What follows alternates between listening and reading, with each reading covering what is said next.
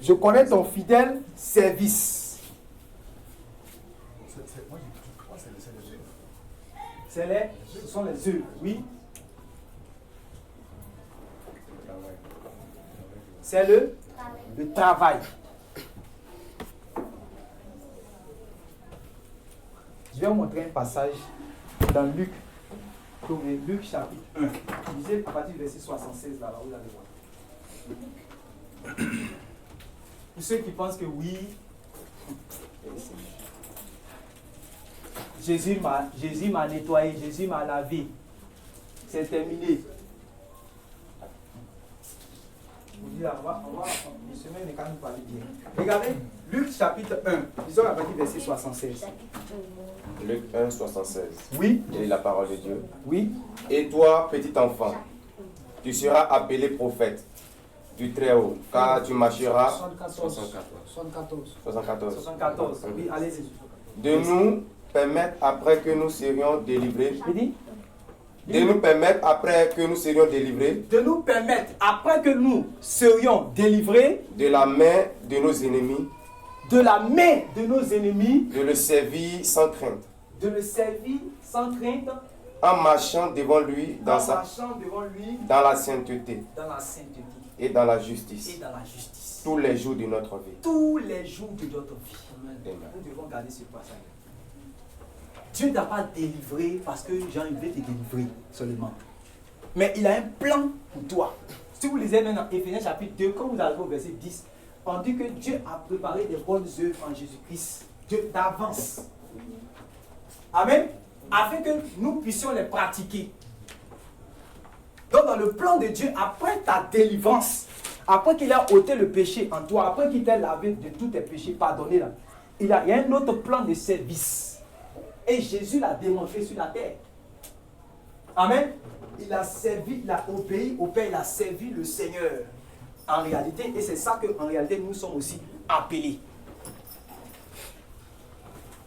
Donc, des points d'interrogation doivent commencer à venir dans ton esprit. Comment est-ce que je dois servir Dieu? Quel est le service que je dois? Qu'est-ce que je dois servir? C'est ça. Après nous avoir délivrés, de le servir dans la crainte, dans la justice, tout dans la sainteté, tous les jours de notre vie. Et Jésus même, regarde, c'est que quand le diable est venu le tenter dans le désert, quand le diable a dit que réellement tu vas, comment on appelle ça, prosterne-toi devant moi, puis je vais te donner tous les royaumes et les gloires. Jésus a dit que c'est le Seigneur ton Dieu que tu adoreras. Et tu le comprenez, non? C'est le Seigneur ton Dieu que tu adoreras et tu le serviras. Donc, on adore Dieu, on sert Dieu. Nous sommes appelés à ça. Tu es appelé à ça. D'une manière ou d'une autre, tu dois servir Dieu. C'est ça, Jésus dit que je connais ton fidèle service. Et s'il a parlé de fidèle service, ça veut dire qu'en réalité, ce n'est pas service, ce n'est pas le fait de servir qui l'intéresse. Amen. Amen. C'est la fidélité dans le service là qui l'intéresse. Amen. Parce que beaucoup de personnes servent le Seigneur. Mais est-ce que beaucoup de personnes servent le Seigneur fidèlement? Beaucoup de personnes servent le Seigneur, mais est-ce que beaucoup de personnes servent le Seigneur fidèlement? Parce que par exemple, si moi je suis appelé par un exemple, Dieu m'a donné un don de libéralité. Il m'a béni financièrement. Amen. J'ai commencé à mettre mes biens pour le service de Dieu. Pour que l'évangile soit annoncé, pour que ceux qui sont malades, on puisse les soigner, pour que ceux qui ont des besoins, les nécessiteux, c'est-à-dire qu'on puisse répondre à leurs besoins. J'ai pris mes biens là réellement pour soutenir le serviteur de Dieu qui prêche. Et arrivé cet moment, comme je vois que les autres aussi ne font pas là, je fais quoi? J'arrête. Parce que les autres ne font pas. Par exemple, moi ici, je suis la paix. Eux pensent que moi ici, bête quoi. Donc c'est moi seulement, j'ai un cas de prendre mes moyens pour servir Dieu. Je prends mes moyens pour servir Dieu. Et puis, parce que réellement les autres ne sont pas aussi, ne font pas la même chose comme toi, tu es découragé. Et puis tu fais quoi? Tu arrêtes. Est-ce que tu es fidèle dans ton service? Est-ce que vous comprenez? Voilà. J'ai pris un exemple sur tant d'autres. Il y a d'autres. Ah Seigneur, si tu me donnes enfant, si tu me donnes enfant, Seigneur, si tu me donnes enfant. Elle priait le Seigneur, le Seigneur dit, bon ok, tiens l'enfant. Il t'a donné bébé. Dès que a eu bébé là maintenant, là, toujours quand il y a réunion, on dit réunion c'est à 8h. Elle vient à 11h45. 8h, elle vient à 11h45. Elle vient à 11h45. C'est-à-dire que celle qui était vraiment disposée, par exemple, à l'intercession, à cause du bébé là maintenant, c'est-à-dire que l'amour pour Dieu, la conséquence pour Dieu, tout a diminué. Est-ce que son service est fidèle? Il y en a beaucoup qu'on peut prendre comme exemple. Il prêchait fidèlement, on dit que, Esmé là, quand il prêche là, les gens peuvent rentrer sur la terre. Maintenant, à un certain moment, les gens étaient 30 âmes. À un certain moment, ils sont devenus 5000. Puis quand il regarde les têtes là, puis ce n'est pas n'importe qui sont devant lui. C'est les gens même qui ont les voitures, qui ont les trucs qui sont là, ils sont devant lui. Et puis il dit, ici ils prêchent comme ça là, toujours là. Est-ce qu'ils vont augmenter encore pour arriver jusqu'à 10 000? Puis il change son message. Est-ce que c'est un serviteur, oui ou non? Oui. Mais est-ce qu'il fait un fidèle service? Voilà. C'est de ça que Jésus est en train de parler. Fidèle service. Donc c'est une bonne chose d'avoir du zèle pour Dieu, mais il faut que réellement ce zèle-là demeure. Amen. Voilà. Donc quand il dit réellement que cette église-là est fidèle dans le service, c'est par rapport réellement à son application à faire les choses comme il se doit dans la maison de Dieu. On ne sert pas Dieu parce qu'on est en train de lui rendre un service. Amen. On ne sert pas Dieu par humeur, par sentimentalisme, par tout. Il faut que nous quittons dans ces choses-là. Tu sers Dieu par devoir et tu dois le faire bien. Amen. Tu ne dois pas le faire selon les humeurs des gens. Tu ne dois pas le faire, c'est comme par exemple les gens qui donnent les offrandes. C'est-à-dire que le jour où il est content, c'est là que lui vient par exemple pour donner une offrande ou bien pour faire du bien. Le jour où il n'est pas content, il ne le fait pas. Et on voit ça aujourd'hui dans l'église. Amen. C'est par rapport, il faut s'appliquer à faire les choses comme il se doit dans la maison de Dieu. Et il faut le faire dans l'ordre, il faut le faire dans la discipline. Par exemple, on dit on doit se réunir ici chaque 9 heures. Bon, ça arrive à un certain moment. Bon, quand tu n'as pas souvent trop d'engouement dans une famille, tu vois que tu n'as pas trop d'intérêt, tu n'as pas trop d'engouement, tout et tout. Tu te dis que bon, moi j'ai. Bon, l'essentiel c'est de venir. Donc, même si je viens à 11h, ça ne fait rien, je viens à 11h. Quand tu l'as fait sans discipline. Amen. Amen. Et tous ces détails-là, on pense que Jésus ne regarde pas ça. C'est ça le problème. Tous ces détails, Jésus regarde. Et quand il voit cela, il n'est pas content. C'est ce qu'il a dit dans la parabole du mauvais serviteur là. Il a dit que serviteur paresseux et méchant. Vous avez vu ce chose-là, non? Vous avez déjà lu cela? Voilà.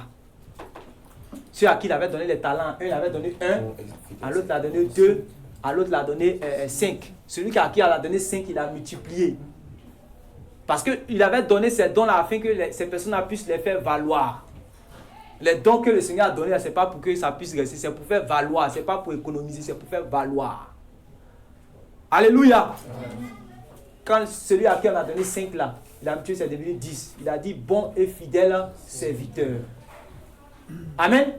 La bonté, quand il a dit le côté où il a dit bon, c'est pour parler de la nature, le fruit, la nature, la vie, la conduite de la personne. Et la fidélité, c'est pour parler du zèle quant à la chose, au don qu'il a donné. Vous comprenez cela?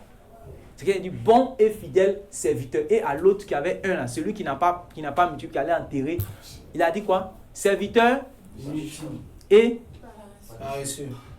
Serviteur méchant et paresseux. Et paresseux. Donc Jésus regarde ça, du côté des paresses là, il regarde ça. Serviteur méchant, c'est-à-dire que par rapport à sa vie, il mène une sale vie, comme ceux de Matthieu 7, verset 21 là-bas. Et puis paresseux, c'est parce que le travail qu'il fait pour Dieu, il fait ça avec une négligence. Or, il écrit, maudit soit est celui qui fait l'œuvre de Dieu avec négligence. Voilà. Sinon, le jour que, comment il s'appelle là, les 2 fils du sacrificateur là, Aaron. Ils sont venus dans le... Adam. Ils sont venus dans le temple, puisque bon, Dieu a dit ne pas prendre le feu. Il dit que, bon, nous sommes les fils d'Aaron. On s'habille comme tous les sacrificateurs. Ou bien, voilà. Quand ils sont venus, qu'est-ce qui s'est passé là-bas? Hein? Donc, à cause des feux étrangers seulement. Petit feu étranger seulement. Voilà. Petit feu étranger. Petit feu étranger. Ils ont envoyé ça dans le lieu très saint. Dieu les a broyés là-bas. Voilà. Donc, l'œuvre de Dieu, là, on ne joue pas avec ça. Ce que Dieu m'a appelé à faire, ce que je dois faire pour Dieu, je ne dois pas faire ça comme j'ai envie de faire, le jour où je ne suis pas content, je fais, le jour où leur visage, là, quand ils sont venus, leur visage ne me plaît pas trop, je ne fais pas. Et c'est ça aujourd'hui, ça règne dans la maison de Dieu, ça règne dans l'église aujourd'hui. Arrêtons ça. Arrêtons ça. Donc, c'est par rapport à leur application à faire les choses comme il se doit dans la maison de Dieu, dans l'ordre, dans la discipline et dans la révérence par rapport à la chose. Parce qu'ils craignent Dieu. C'est pour cela qu'on est en train de prêcher, on ne doit pas prêcher de manière à caresser les gens au sens du poil. Parce que si on prêche de cette manière, je risque de venir devant le Seigneur et il va dire, oh Dieu là, moi je peux dire que ouais, il a prêché, mais Jésus va dire que tu n'as pas prêché comme il se devait. Donc, si je chante comme il se doit. Si je donne comme il se doit. Quand j'intercède comme il se doit. Quand j'évangélise comme il se doit. Amen. C'est par rapport réellement à leur engagement à respecter et à honorer même les anciens qui conduisent réellement la marche dans l'assemblée. Quand il les a dit, je connais ton fidèle service. Parce qu'aujourd'hui, on voit cela. Parce que réellement, je connais 2-3 versets dans la Bible. Je m'érige en docteur. Et quand je suis dans l'assemblée, je ne veux pas écouter. Je suis prompt réellement à parler. Amen. On dit que d'être là à faire quoi? Amen. Voilà. Et prompt à écouter. Mais aujourd'hui, dès que je connais 2-3 versets, tout le monde est devenu réellement docteur. Mais le jour même, on dit que toi, tu es docteur. Bon, viens nous enseigner même. Toi-même, tu vas voir que tu n'es pas docteur. Parce que vous pensez que c'est une chose facile à faire. Ce n'est pas une chose facile à faire. Même le fait de venir diriger une assemblée, c'est une tâche lourde. Tout ce que Dieu appelle pour venir faire ça, eux-mêmes me disent, Seigneur, pardon, il faut envoyer quelqu'un d'autre. C'est difficile. Parce que celui qui est devant là, il doit prier pour les gens. Sans savoir si les autres prient pour lui ou pas. C'est-à-dire que si les autres prient pour moi aussi, est-ce que moi aussi je prie pour eux là? Est-ce qu'eux aussi prient pour moi? Ça, c'est pas un problème. Ça, tu ne dois même pas penser à toi, tu dois prier pour eux. Maintenant, ce que tu enseignes là, tu dois mettre en pratique. Vous comprenez? Voilà. Donc, c'est pas quelque chose de, qu'on appelle ça même, voilà. C'est pour cela que c'est un appel. Quand il a dit par exemple à Jérémie que depuis le sein de ta mère, je t'avais appelé, là-bas, là, l'appel dont il parle là, c'est par rapport à ce qu'il a appelé à faire comme service. Amen. Voilà. C'est son attachement à œuvrer pour la progression de l'évangile de Dieu. Il y a des sœurs qui peuvent être appelées par exemple à faire les agapés. Elles savent préparer, elles savent faire des choses, organiser les choses. On peut prendre ça pour pouvoir servir Dieu. Quand on se réunit ici, pour ne pas que réellement, si par exemple il y en a eu des grandes réunions, les gens sont venus, on a eu une réunion, les frères sont là, ils puissent avoir au moins, s'il y a des agapés, ça peut... Et ça se faisait dans l'église. Il y avait des sœurs aussi qui assistaient le Seigneur Jésus, des femmes qui assistaient le Seigneur Jésus quand il prêchait. Peut-être d'autres elles vendaient poissons, peut-être d'autres, elles vendaient au marché, peut-être d'autres vendaient de l'huile, ainsi de suite. Ce qu'elles gagnaient, on dit, elles assistaient le Seigneur Jésus de leur bien. C'était la manière de servir Dieu. Vous pensez qu'on ne les a pas persécutés aussi? Hein? On dit, il y a Salomé là, est-ce qu'elle est intelligente? Elles sont sur lui là. Elle prend son argent qu'elle gagne, son souffle au marché, elle prend pour aller faire des choses. Donc on les a persécutés. On les a dit qu'elles sont fortes, elles ne sont pas intelligentes. Elles ne pensent pas à l'avenir aussi. Tout ça on les a dit. Quand tu fais quelque chose fidèlement, tu seras persécuté par rapport à ça. Amen. Donc c'est très important quand on parle de service de Dieu. Il y a plusieurs manières réellement de servir le Seigneur. Par rapport réellement à notre promptitude à assister ceux qui sont dans le besoin. Dès qu'on voit qu'il y a un frère, par exemple, on dit que le frère là, ils vont le chasser réellement de sa maison parce que il a eu un problème au travail, il n'arrive plus maintenant à payer sa maison. On va le chasser. Notre promptitude à assister le frère dans cette condition-là, c'est ça aussi, on dit que notre fidélité dans le service.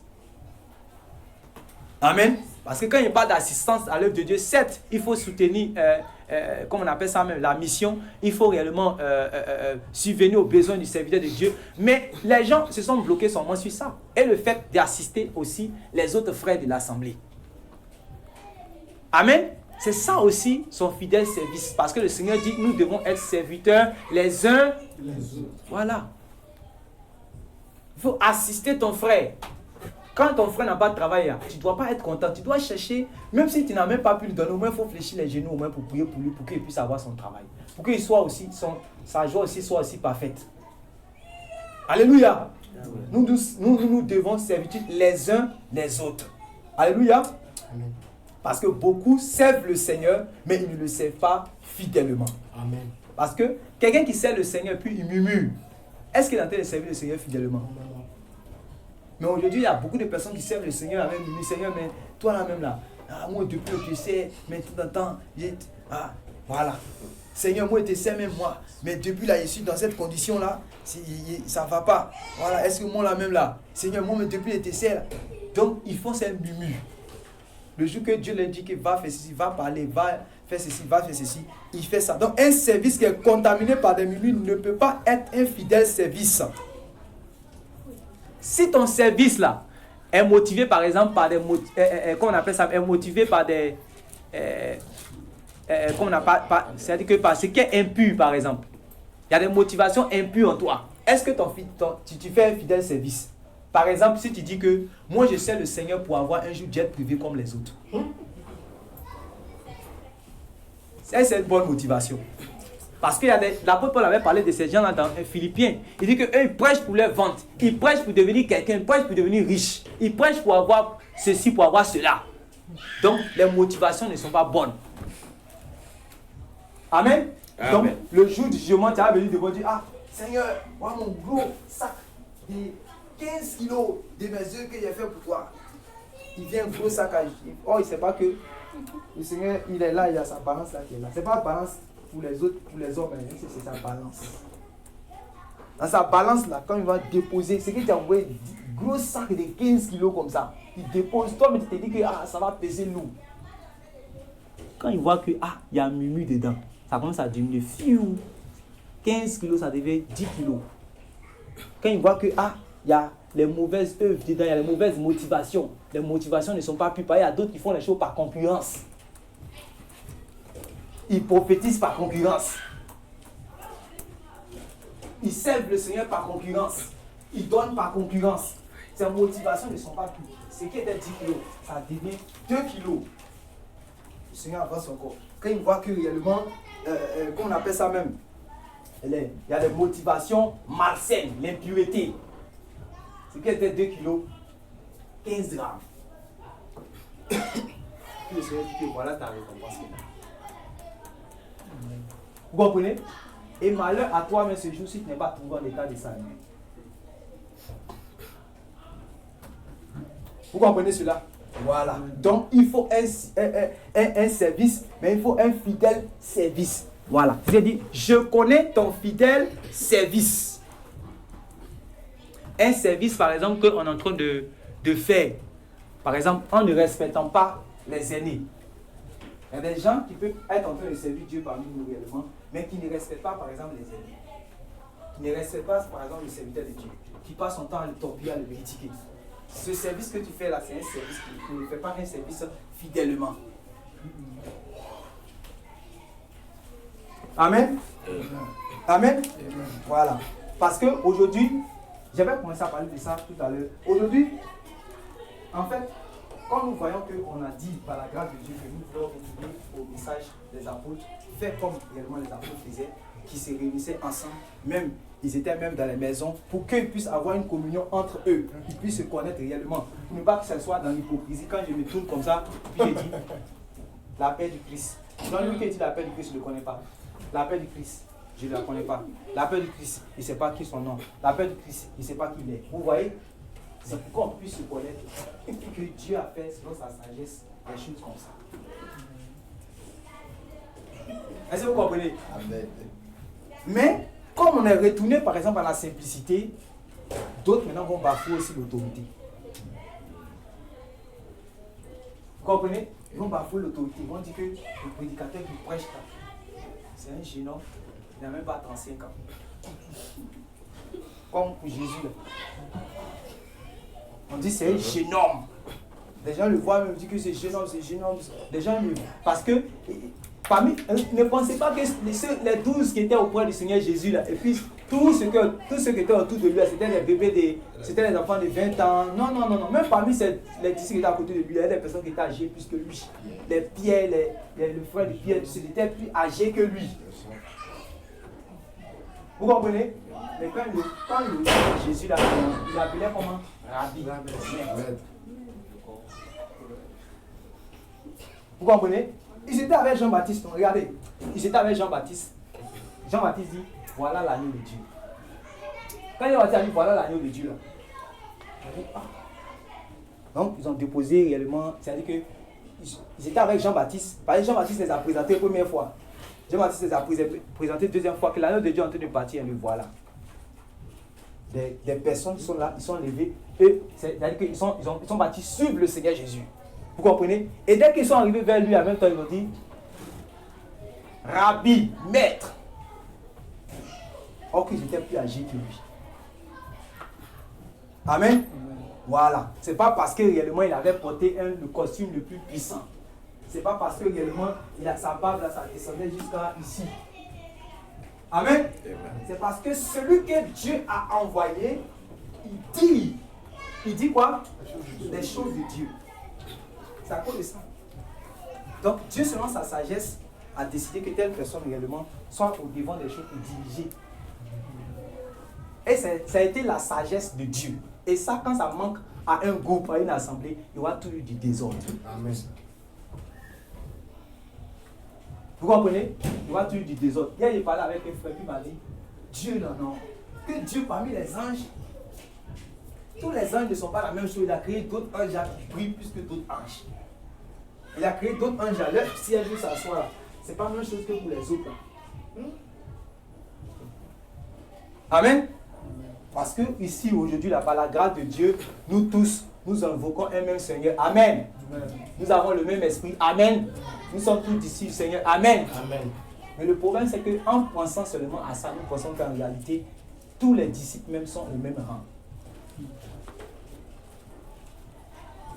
Selon la sagesse de Dieu, ça n'existe pas. Il y a des gens qui vous allez écouter d'autres messages qui peuvent paraître spirituels. Où on dit que non. Oh, dans l'église, tout le monde était des disciples. Que réellement, pourquoi vous mettez par exemple la chaise là, pour l'homme de Dieu qui est là-bas, et puis il va prêcher alors que lui aussi c'est un disciple du Seigneur Jésus. Comme nous. Il parle la langue, nous aussi on parle la langue. Il prophétise, nous aussi on prophétise. Il a le Saint-Esprit, nous aussi on a le Saint-Esprit. Comment est-ce que réellement nous aussi, nous allons faire ceci? Et en réalité, ces choses, c'est ça qui s'est passé en fait dans le ciel là-bas. J'arrive avec l'histoire de Corée, j'arrive. Amen. Amen. Voilà. Donc, ne commettons pas l'erreur de croire que dans l'assemblée des disciples de Christ, tous sont sur le même piédestal. C'est pour ça que quand vous dites dans 1 Pierre chapitre 5, vous allez voir qu'il y avait ce que l'apôtre Paul et l'apôtre Pierre a appelé les anciens. Bon, il a dit qu'ils sont les bergers qui doivent perdre le troupeau. Celui qui est ancien, lui, il se reconnaît comme un disciple du Seigneur, oui. Il se reconnaît aussi comme une brebis du Seigneur qui a besoin du Seigneur, oui. Mais ce qu'il a plus selon la sagesse de Dieu, a fait de lui qui s'est reconnu comme une brebis, il a plus selon la sagesse de Dieu de faire de lui berger. Amen. Amen. Même s'il n'a pas maison. Même si il n'est pas âgé. Même si, je ne sais pas tout ce que vous pouvez penser. Mais si Dieu a dit que réellement c'est lui, automatiquement, on lui doit obéissance. Amen. Donc, et à partir de ce moment, on dit que dans la parole de Dieu, maintenant, il veille sur vos âmes. C'est-à-dire que souvent, sur les choses spirituelles là, par exemple, il doit savoir ce que tu écoutes. Il y a des gens qui se permettent, par exemple, d'écouter tout. Souvent, tu es en train d'emmener sur une autre voie. Ils se permettent d'aller écouter le contraire même de ce que tu enseignes. Tu vas aider la personne à comment? Tu vas aider la personne à comment? Tu ne peux pas t'aider. Vous comprenez? Voilà. C'est-à-dire qu'il se lève comme ça volontairement. Il sait ce qu'on enseigne ici. Lui dit que non, lui va écouter autre chose. Jésus, même avant de marcher avec les disciples, là, quand il arrive à un moment, il dit que gardez-vous de l'enseignement des quoi? Du levain des pharisiens. On ne peut pas être dit, tu peux pas dire que Jésus maître. En même temps, tu dois écouter l'enseignement des quoi? Des pharisiens. Parce qu'il sait qu'en réalité, l'enseignement qu'on écoute là, c'est une sémence. La parole, c'est une sémence. Donc, permettez-moi l'expression, ça va t'enceinter. Si c'est une mauvaise sémence, tu vas accoucher ce qui est mauvais. Ta vie là va être ouïa. Ça va être vide de la communion de Dieu. Mais si réellement c'est la sémence de Dieu, la parole, la bonne sémence de Dieu là, que réellement tu vas voir que ça va t'enceinter aussi. Amen. Et ça va t'amener réellement à produire de bonnes œuvres. Amen. C'est pour cela que Jésus, lui-même qui est le Fils de Dieu là, il ne permettait pas à ceux à qui il a fini d'enseigner d'aller prêter leurs oreilles et leur cœur à n'importe quel enseignement aussi. Donc, ceux qui vont dire que oui, je suis dans le droit, ils disent, ah, tel frère, en tout cas, ça, il ne faut faire attention, il ne faut pas écouter ça. Ça va te perdre. Toi-même, tu ne vois pas que ce qu'on enseigne ici, là, c'est différent de ça. Dis non, mais tout le monde est frère ici, tout le monde n'a pas besoin, il peut écouter ce qu'il veut, il peut faire ce qu'il veut. Ça ne va pas t'aider. C'est ça l'apôtre Paul c'est ça les apôtres avaient parlé dans Hébreux, là, chapitre 13, verset 17. Que ça ne sera pas avantageux parce que la personne qui fait, il n'est pas en paix. Parce que les gens aussi sont devenus dispersés. Si aujourd'hui les gens vont de groupe en groupe, souvent c'est dû à la base de ces choses-là. Amen. Amen. Il a plu à Dieu selon sa grâce. Bien que tout le monde soit les brebis du Seigneur, y compris tout, c'est-à-dire que même celui qui est l'ancien, il a plu selon la sagesse de Dieu de faire de lui réellement celui qui sera au devant pour conduire les choses. C'est comme ça avec Dieu. Et ne pensons pas que c'est une affaire de l'Ancien Testament. Amen. Parce que si c'est pour prendre les passages du Nouveau Testament, il y en a plein. Vous voyez? Et si vous regardez par exemple ce que l'apôtre Jude avait dit, il avait parlé de la révolte de Corée. Il a parlé de l'égarement de Balaam et puis de la révolte de Corée. Or, si lui qui était dans le Nouveau Testament, il a pris réellement l'exemple et puis il a dit que la révolte de Corée, qui était une chose de l'Ancien Testament, pourquoi? Ça veut dire que ça traversait de l'Ancienne Alliance jusqu'à la Nouvelle Alliance. Maintenant, quand vous regardez l'histoire de Corée, c'était affaire de quoi? Oui. La désobéissance. Oui. La soumission. Il dit, nous tous là, on est saints ici. Voilà. Attends, on en dit un peu. Nombre chapitre 13, non? Et Nombre chapitre 16. Nombre chapitre 16. Prenons Nombre chapitre 16.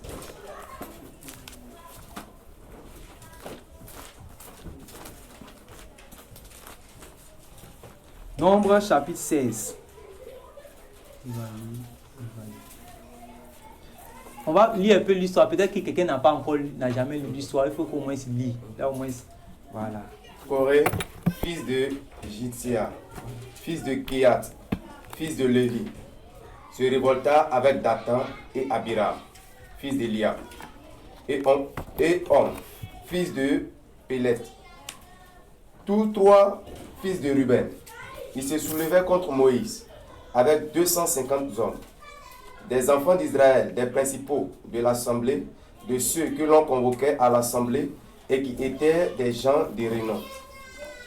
Ils s'assemblèrent contre Moïse et Aaron et leur dit, c'en est assez, C'en est assez, car toute l'assemblée, tous sont saints, tout le monde est saint. et l'Éternel est au milieu d'eux. Et l'Éternel est au milieu de tout le monde. Pourquoi vous élevez-vous Pourquoi vous élevez-vous au-dessus de toute l'assemblée au-dessus de toute l'assemblée de l'Éternel? de l'Éternel? Quand Moïse eut entendu cela, Oui, il tomba sur son visage. il tomba sur son visage. Il parla à Corée Oui, et à toute sa troupe en disant, demain l'Éternel fera connaître qui est à lui et qui est saint. oui, Et il le fera approcher de lui. Il fera approcher de lui celui qu'il choisira. oui, Faites ceci. Prenez des brasiers, Corée et toute sa troupe. Demain, mettez-y du feu et posez-y du parfum devant l'Éternel. Celui que l'Éternel choisira, c'est celui-là qui sera saint. oui. C'en est assez, enfants de Lévi. Moïse dit à Corée, écoutez donc, enfants de Lévi. Est-ce trop peu pour vous que le Dieu d'Israël vous ait choisi dans l'assemblée d'Israël en vous faisant approcher de lui, afin que vous soyez employés au service du tabernacle de l'Éternel et que vous vous présentiez devant l'assemblée pour la servir? Il vous a fait approcher de lui, toi et tous tes frères, les enfants de Lévi, et vous voulez encore le sacerdoce. C'est à cause de cela que toi et toute ta troupe, vous vous assemblez contre l'Éternel. Car qui est Aaron pour que vous murmuriez contre lui? Moïse envoya appeler Dathan et Abiram, fils d'Eliab. Mais il dit, nous ne monterons pas. N'est-ce pas assez que tu nous aies fait sortir d'un pays où coule le lait et le miel, pour nous faire mourir au désert sans que tu continues à dominer sur nous?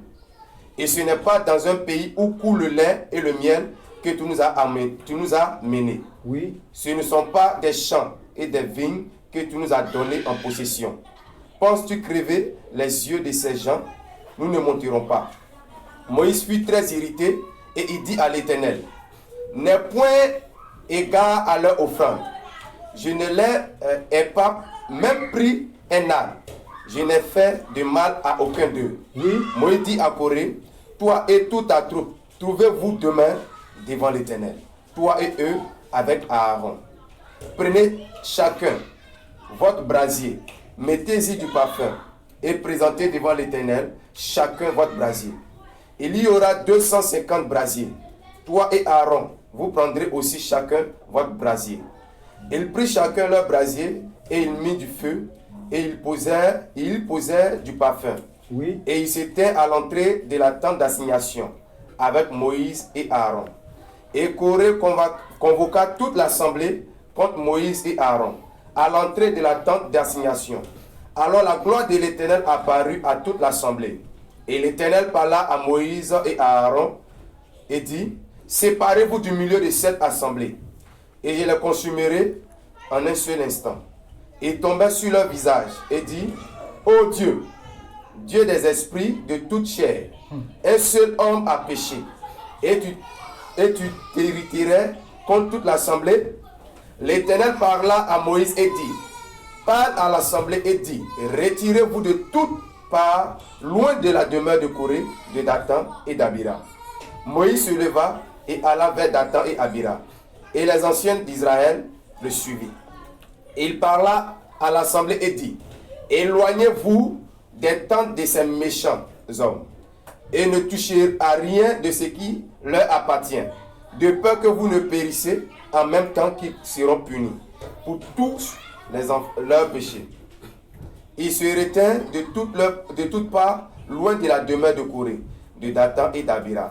Dathan et Abiram sortirent et se tinrent à l'entrée de leur tente avec leurs femmes, leurs fils et leurs petits-enfants. Moïse dit, à ceci, vous connaîtrez que l'Éternel m'a envoyé pour faire toutes ces choses, et que j'en agis pas de moi-même. Si ces gens meurent comme tous les hommes meurent, s'ils subissent le sort commun à tous les hommes, ce n'est pas l'Éternel qui m'a envoyé. Mais si l'Éternel fait une chose inouïe, Si la terre ouvre sa bouche pour les engloutir avec tout ce qui leur appartient et qu'ils descendent vivants dans le séjour des morts, vous saurez alors que ces gens ont méprisé l'Éternel. Oui. Comme ils achevaient de prononcer toutes ces paroles, la parole qui était sous eux se fendit. La terre qui était sous eux se fendit. La terre ouvrit sa bouche et les engloutit, eux et leurs maisons, avec tous les gens de Corée et tous leurs biens. Amen. Amen. Amen. Amen. Voilà. Et vous voyez, ces choses-là sont écrites dans la Bible pour nous servir quoi?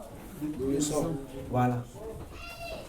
Si l'apôtre Jude a écrit pour dire aux chrétiens de ne pas non seulement suivre la voie de Caïn, de ne pas aussi suivre l'égarement de Balaam, et aussi de ne pas se perdre par la révolte de Corée, ça veut dire qu'en réalité, à son époque, dans la Nouvelle Alliance où il était là, il y avait des gens qui avaient ce comportement. Vous voyez? Et quand on vient d'écouter ce que notre bien-aimé a lu tout à l'heure, on a compris que Corée et compagnie, c'est-à-dire que tous ceux de son groupe là, ils ont refusé d'admettre que Moïse puisse marcher au devant d'eux et porter le message. Parce que quoi? Tout le monde est saint. C'est pas ça? Voilà. C'est pour ça qu'il a dit ces choses, parce que je vois des prédicateurs prêcher, mais de manière subtile. Et si vous ne faites pas attention, vous risquez aussi de tomber réellement dans ces pièges-là. Corée était lévite, donc il était serviteur de Dieu, au même titre que ses cousins Moïse et puis Aaron. Donc il ne pouvait pas supporter le fait que, par exemple, quand il s'agit de pouvoir diriger, par exemple, si Moïse vient il dit demain, tout le peuple d'Israël va entrer dans un temps de jeûne. Automatiquement, l'esprit de Corée va venir. C'est un esprit d'orgueil. Non, comment lui peut venir pour dire que demain, on va jeûner? Ah! C'est à lui seul que le Saint-Esprit parle. C'est des choses en fait qui détruisent les assemblées. C'est à cause que je suis en train de vous dire, pour ne pas que réellement on s'amuse.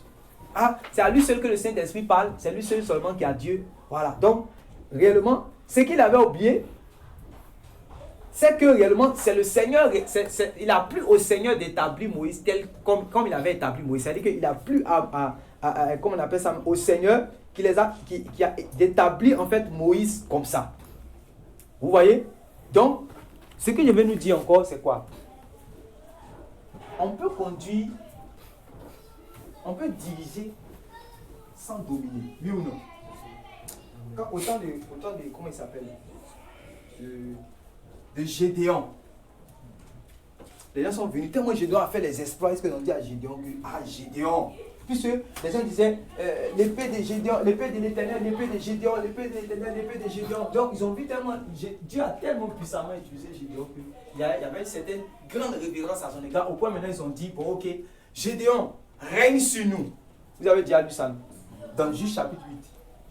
Et puis il a dit quoi?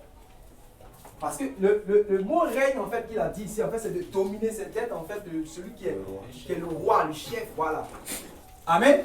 Puis il a dit que non, moi je ne veux pas le faire. C'est l'Éternel qui va le faire. Amen. Donc, je suis en train de nous dire par là que, parce que Jésus m'avait parlé de cela par rapport au leadership, il a donné un enseignement par rapport à ça dans les évangiles. Amen. Amen. Il a dit qu'en réalité, les gens qui sont dans le monde, les gouverneurs là, ils tyrannisent, c'est-à-dire qu'ils marchent sur les gens, ils dominent. Amen. Mais il a montré, il dit qu'en réalité, entre celui qui réellement sert la table, celui qui a la table, qui est le plus grand, ainsi de suite. Maintenant, il va dire que lui, il est au milieu d'eux, il est au milieu de ses disciples, mais c'est lui qui est en train de quoi? Les servir. Amen. Ici, il n'est pas en train de dire que Jean, parce que quand il comprend mal la Bible aussi, ça, c'est dangereux. Il n'est pas en train de dire que Jésus va devenir leur serpillère. Ah, parce que s'il dit que le plus grand ne le voit jamais, il n'a pas encore les cieux les pieds de tous ceux qui viennent d'abord. Il ne s'est pas couché pour que les gens puissent marcher sur lui. Parce qu'on dit celui qui vient le plus grand, il n'est qu'à le plus petit.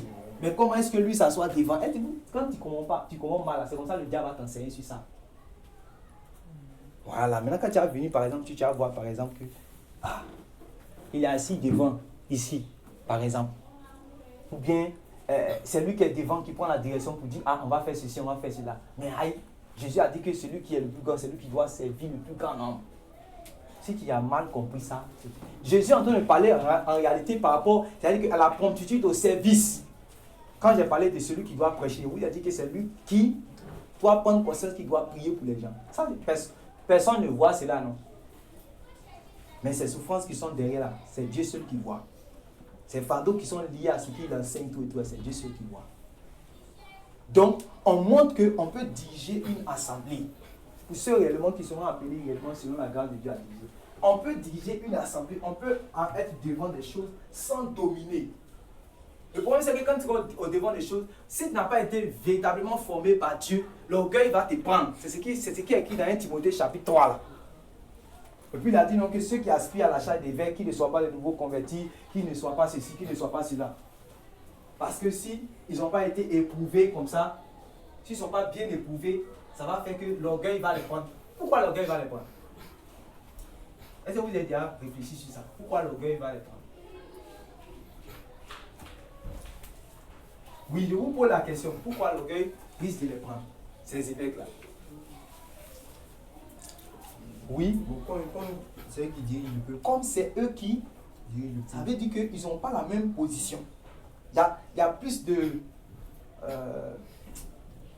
considération.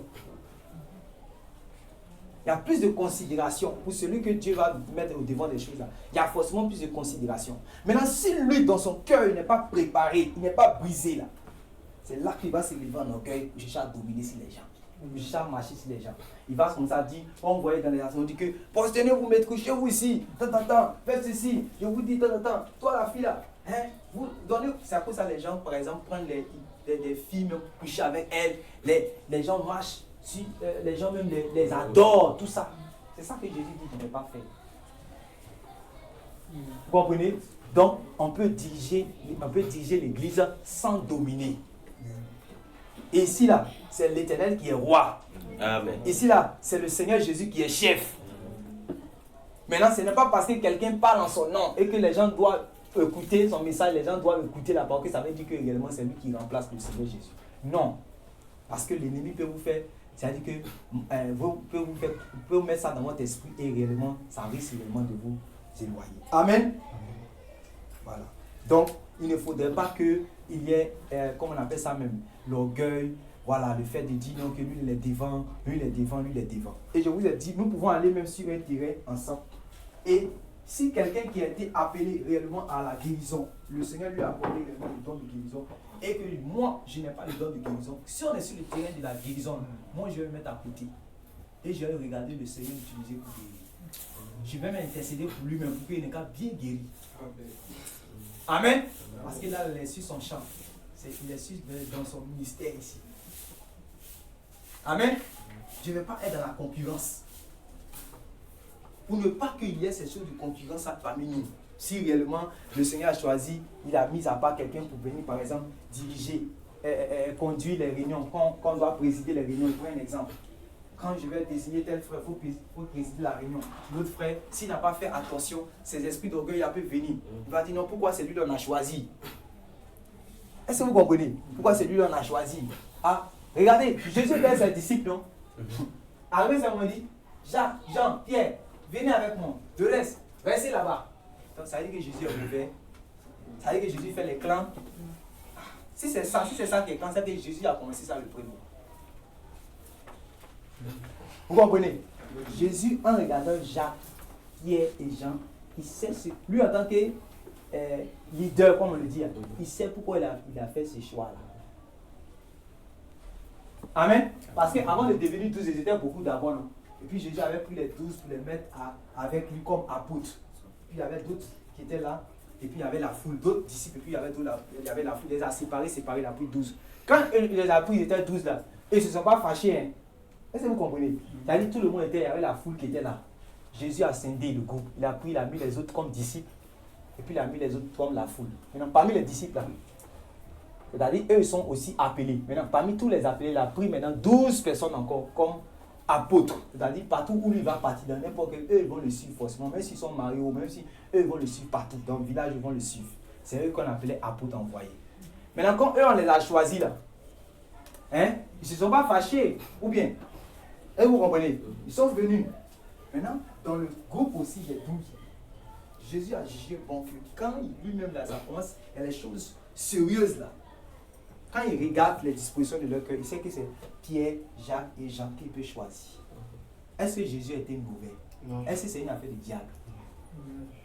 C'est dans la Bible. Amen. Certainement, hein, certainement. Hein. Quand Jésus, et puis ça a été toujours comme ça. Tu ne peux pas, par exemple, confier une tâche à quelqu'un qui n'est pas fidèle, quelqu'un qui n'est pas intègre, quelqu'un qui n'est pas loyal. Tu ne peux pas lui confier des tâches. Je prends un exemple. On avait confié, comment il s'appelle, Moïse. Moïse voulait partir, par exemple, comment on appelle ça, dans un voyage quelque part, et puis il dit à Corée que, Corée, bon, je m'en vais, je te confie l'assemblée des saints, je te confie l'assemblée d'Israël. Au moment où Moïse va revenir là, il va commencer à me maudire. Qui ne t'a pas maudit là? C'est toi qui dis quoi ici là? Parce qu'il va les faire, ce que le diable a fait aux anges là. Le diable a fait ça, il a mis dans leur cœur la haine de Dieu. Les démons, c'est pas parce que réellement le diable les a attrapés qu'on lui dit que allons-y en enfer, quittons le ciel. Non, non, non. Le diable les a convaincus que Dieu là, c'est un Dieu sur foutaise. Tout tu vois ce qu'il a dit à Ève là, même chose il a dit. Ah, le diable a invité le Dieu, il pense que c'est lui qui est Dieu. Il les a prêchés eux tous, il les a convaincus. Quand ils ont accepté ça, eux tous sont rebellés contre Dieu. Si on n'a pas pris le bras des anges comme ça, eux tous par force pour dire que non, non, non, il les a convaincus. Donc toi, si tu vois réellement qui est dans ces choses, c'est comme ça que ça se passe. Quand tu vois ça, éloigne-toi. C'est pas toi, c'est une mauvaise voie, c'est la voie de Corée. Faut pas te mettre dedans. Amen. Faut pas te mettre dedans. Même moi-même, quand je suis quitté réellement dans le système, après tout ce que j'ai vu qui était faux, il y a des choses que je ne faisais pas. C'est-à-dire reconnaître un serviteur. Parce que je vous dis aussi qu'un véritable serviteur de Dieu peut être véritable serviteur de Dieu, puis se tromper. Peut se tromper sur une doctrine. Mais cela ne fait pas de lui quelqu'un qui est rejeté et faux et satanique. Peut-être que tu vois qu'il a prêché tout ça. Oh, lui là, c'est un hérésiaque. Un perdu de perdu. Quelqu'un même plus là. Tu n'étais pas encore né même. Quand l'église n'existait même pas en Côte d'Ivoire ici là, c'est eux qui sont venus. Et puis ils ont fait que l'église existe. Mais toi tu te lèves comme ça, tu n'as même pas encore. Ils vont même ici à plus âgé que toi. Toi tu te lèves. Tu commences à dire non, lui là c'est un perdu. Il est perdu, c'est un fou. Comme on a dit, mauvais satanique. Quand vous voyez les choses, que vous voyez ici les Jésus-Christ TV, les chaînes, vous prenez aussi, vous partagez pour insulter. Il y a des choses que moi je ne me suis pas mis dedans. Moi qui suis quitté du système, quand j'ai vu beaucoup de choses qui sont fausses, il y a des choses que, c'est-à-dire que voir tel serviteur de Dieu, je sais que réellement, lui là, si j'étais à son époque jusqu'à ce moment, il ne peut pas faire ce qu'il a fait. Donc il ne peut pas venir me mettre devant lui comme ça pour commencer à l'insulter ou bien pour dire des choses. Gardez-vous de cela. La parole de Dieu là, mettez ça en pratique. Amen. Amen. Amen. La parole de Dieu, mettez ça en pratique. Ce n'est pas parce qu'il y a des personnes, je vous le dis, qui peuvent être, c'est-à-dire qu'ils sont des véritables serviteurs de Dieu, mais peuvent ne pas connaître quelque chose que nous on connaît aujourd'hui. Mais cela ne fait pas de lui quelqu'un qui est faux, qui est perdu et qui est satanique. Et c'est ce qu'on vous a fait quoi? Non, telle personne là c'est un faux, lui là c'est un con. Non. En même temps on commence à taxer les gens de faux, depuis on se prend les malédictions pour rien. C'est la révolte de Corée. Ça plane sur l'église. Quand on ne fait pas attention sur les réseaux sociaux, on se met dans ces mêmes groupes-là. Ce n'est pas bon. Amen. Ce n'est pas bon. Il y a des choses aujourd'hui, le monde, même le monde, tout le monde est informé de ça. On sait qu'il y a les faux pasteurs. Et les gens, tous ceux qui savent partager là, ils m'ont vu qu'un pasteur a commencé à marcher sur les gens. Marchez, mangez-les. C'est tout ce qui s'est partagé sur Facebook. Ou bien, on a dit un pasteur a pris bière, il a fait boire les gens. Boire. Pour montrer aux gens qu'il y a les faux. C'est tout ce qui s'est partagé. Quand ils regardent leur profil, c'est tout ça. Les fausses choses. Et on n'a pas dit que ça n'existe pas. Ça existe. Amen. Mais la vérité que toi-même tu vis, ta nature, ton comportement, ton témoignage, c'est ça que le monde veut savoir. C'est pour ça que vous allez me voir qui je parle même sur les réseaux sociaux, partager les trucs comme ça. On dit que lui a fait ça, un pasteur a eu tel scandale, voilà, venez, voilà. Même si on le fait, mais ce n'est pas notre habitude. Parce que Dieu ne nous a pas envoyé, Dieu ne nous a pas fait sortir du système pour chercher chaque fois à lancer caillou sur le système, à lancer caillou sur le système. Non. Dieu nous a fait sortir pour que réellement on puisse permettre aussi aux gens de connaître la véritable voie de connaissance. C'est à cause de ça que Dieu nous a fait sortir. Mais Dieu ne nous a pas fait sortir pour venir faire caillou. Il y a des gens qui vont prêcher au Dieu là, au lieu d'aller prêcher que les gens, pour que les gens puissent se repentir et puis croire au Fils de Dieu. Ils sont au Dieu là-bas au marché, ils sont dit que on ne paye pas la dîme. La dîme est satanique. Mais là, ça a changé quoi dans son cœur? Il cherche. Ah, on dit que, qu'on appelle ça même, le pasteur ne doit pas porter une chose, qu'on appelle ça même, col ici. Tu vas marcher là-bas, ça va leur donner quoi? Col blanc ne doit pas porter là, ça va leur donner quoi? Donc souvent ils voient, ils savent qu'ils ne prêchent pas l'évangile. Pour nous qui connaissons, on a lu, on sait que ce n'est pas l'évangile, sont des évangiles. Ils sont là seulement pour tirer sur tout, attaquer, tirer sur tout, tirer sur tout. Je vous dis, nous on n'est pas, ce n'est pas à cause de ça. C'est pour ça que quand on va être ici, là, ce n'est pas ça qu'on va prêcher. On va aller à la pratique. Amen. Là où le Seigneur nous appelle, c'est là on va aller là-bas. On va se vérifier nous tous ici. Notre cœur, on va mettre ça devant. Si nous-mêmes on est en pratique, c'est ça qu'on est venu faire ici. Voilà. Si on n'est pas venu pour être des personnes là qui sont là aux aguets contre toute fausse doctrine. On n'est pas là. On sait qu'il y aura la fausse doctrine. Et nous aussi, on s'efforce à avoir aussi une sanctification doctrinale. Amen. Mais on ne va pas passer notre temps réellement à aller chercher réellement, à aller faire la guerre ici, alors que les choses essentielles sont notre vie, on n'a pas encore fini de traiter. C'est clair? Voilà. Ça fait que les gens beaucoup se lèvent contre certaines personnes que Dieu a élevées en autorité et se plaignent des malédictions pour rien. Moi, comme le Seigneur m'a fait sortir, j'ai veillé de sorte à ce que je ne puisse pas me mettre dans cette choses. Amen. Voilà, c'est très important. Le message est long, je vais m'arrêter ici. Prochainement, si le Seigneur permet, on va continuer. Amen. Sur ce, est-ce que réellement par rapport à ce que j'ai dit, il y a des questions ou des objections? En quelques minutes, si je peux répondre, je vais répondre. Par rapport à